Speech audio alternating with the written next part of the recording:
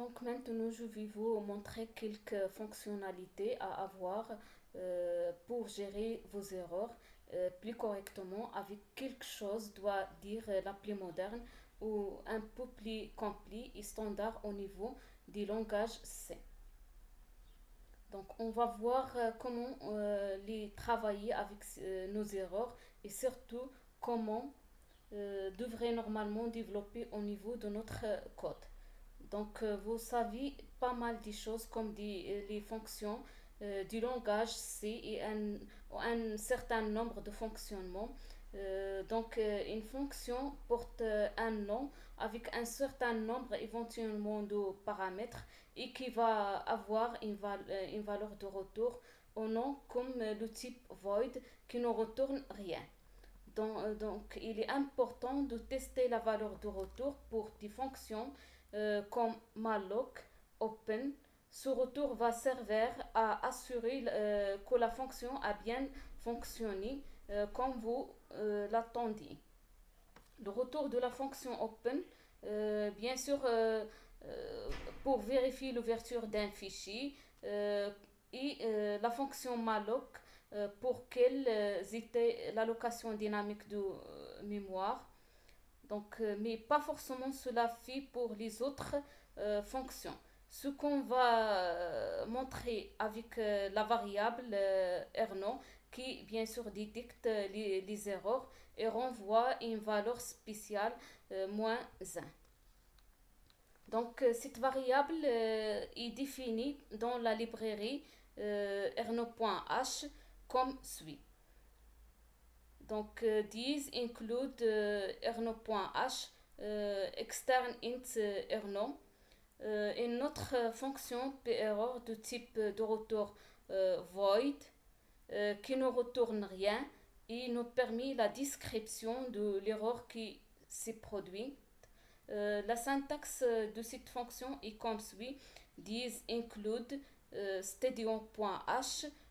Bien sûr, cette fonction appartient à la librairie studio.h. Puis void error const char étoile s. Fait la même chose que printf pour afficher un message d'erreur.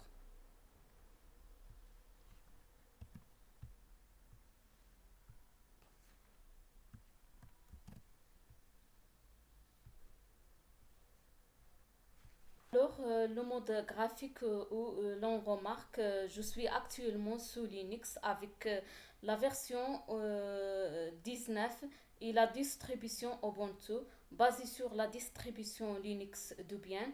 Le terme Ubuntu n'a pas été choisi au hasard. Il indique des notions de partage qui sont les valeurs fondamentales des logiciels ouverts et libres. Premièrement, on va euh, voir comment installer un environnement de travail sous Linux pour le langage C, plus précisément GCC. On va ouvrir le terminal en utilisant la combinaison des touches CTRL ALT T.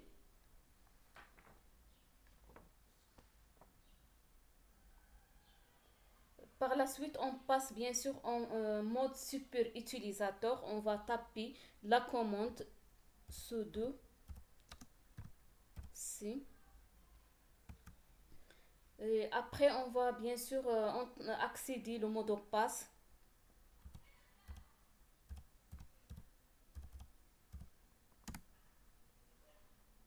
On passe en mode super utilisateur qui a bien sûr tous les droits d'accéder au matériel et d'utiliser certaines instructions comme l'installation de GCC. Donc, euh, Ensuite, on va taper la commande apt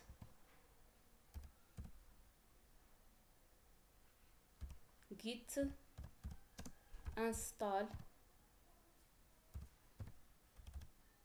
puis le nom de ce logiciel. Il est déjà installé. Par la suite, en utilisant CTRL par exemple D ou bien exit pour passer en mode utilisateur.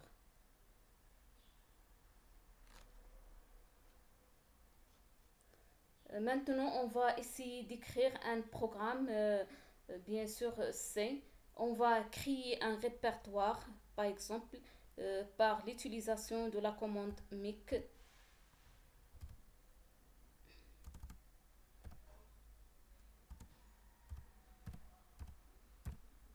Puis le nom de ce répertoire, par exemple, euh, TP,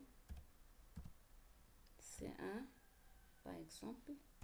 Après, on va remonter au répertoire TCP, TPC1 par la commande CD, TPC1. Puis, bien sûr, on va, pour écrire un programme C, donc, bien sûr, on va taper VI pour lancer l'éditeur VI. Puis le nom de ce fichier qui par exemple s'appelle hello. Point, point C avec l'extension C.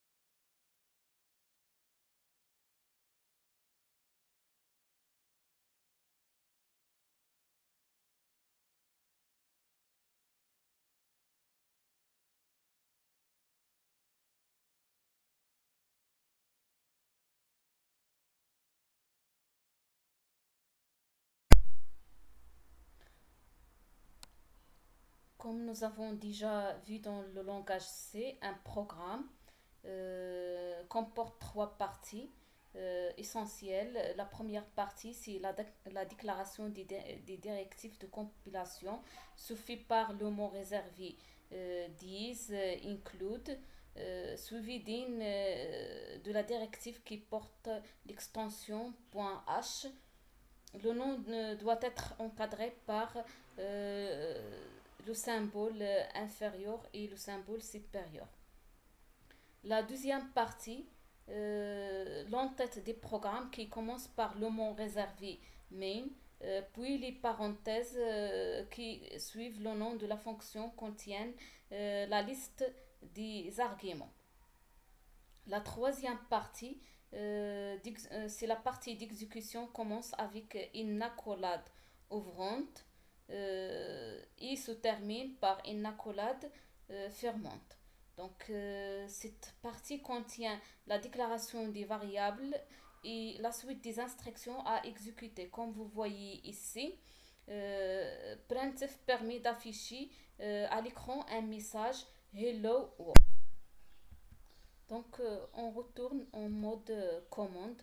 On va taper la commande WQ pour enregistrer ce fichier et sortir de l'éditeur VI.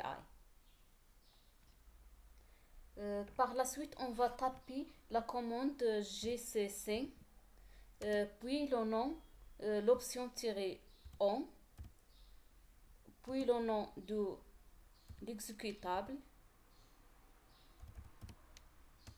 puis le nom de code source.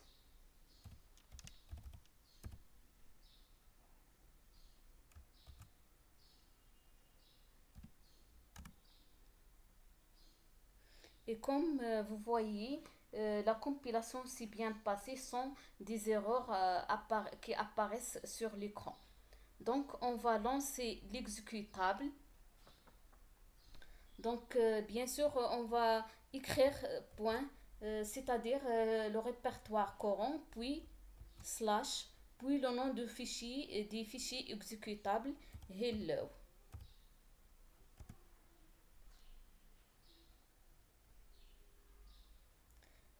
Bien sûr, l'exécution de ce programme affiche un message hello.